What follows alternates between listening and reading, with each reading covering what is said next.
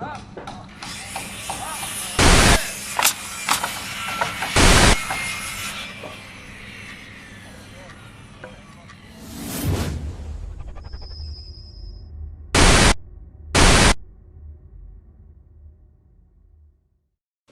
hello, kiddies, and welcome to HorrorDollhouse.com. My name's Thomas Scopell. I'm also known as Wee Willie Wicked and Evil Clown, and Lorelei and Lecto, Witch, and Scroa Scarecrow, and a few other characters. Anyway, I write horror on the side, as well as I'm a technician by day. I've written pieces for Suspense Magazine and a column for Horror Newsnet, and been in some anthologies and a couple of things on Amazon. I got a couple of books named Twitch and The Daily Death, How I Killed My Co-Workers in 30 Days. Anyway, I've always had this notion to build a dollhouse, but I don't want your dainty dollhouse and your beautiful, exquisite, detailed knickknacks and things like that. No, no. I want each room to have a different scene. It'll be gruesome and macabre, and as Jigsaw says, there will be blood. Anyway, this dollhouse that I bought it from Greenleaf. It was on sale. It's the Beacon Hill wooden dollhouse kit. It's similar to the Psycho house, and that's what was the inspiration for this style of home. I want it to be like a haunted house on the outside, decrepit and decayed and things like that. So I'm going to have to detail some of these things out.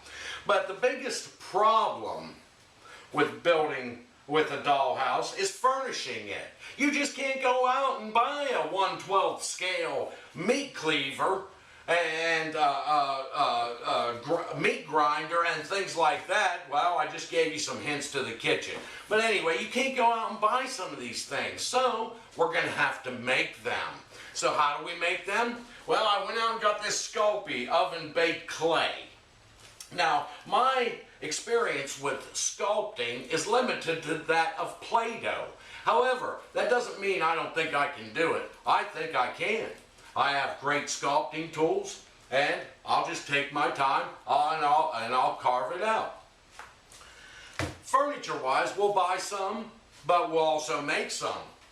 So, I use this 3/16 inch piece of panel that goes on front of a cabinet.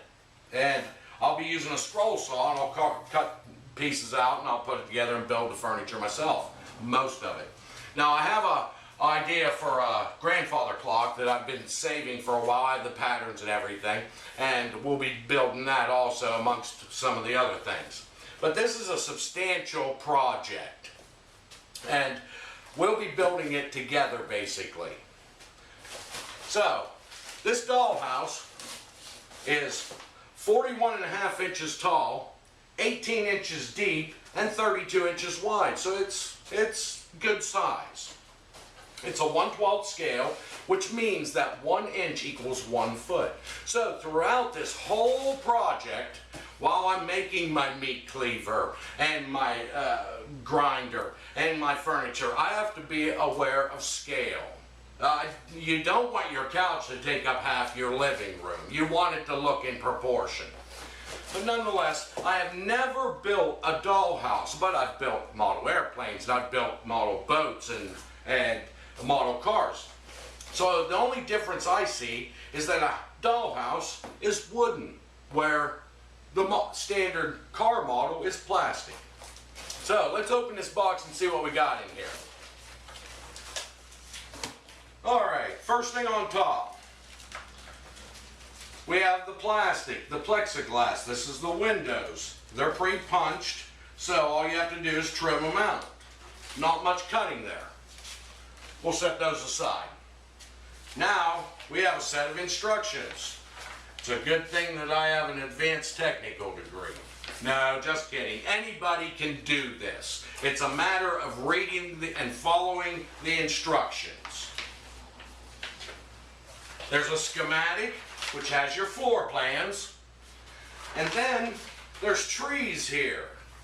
They're called trees, which hold your parts, just like on a model car, the plastic tree. This is an example of one of the trees. This is number 21. Has parts already pre-formed and pre-punched in it, so when you do get them out of here, it's not like on a plastic model you can just spin it and break it off. You want to take your time and get these out. You don't want to just push them out by your finger. Take your time, get you some type of little gadget that you can punch them out with. So take your time. But nonetheless, the very first video of HorrorDollhouse.com, and I'd like to welcome you.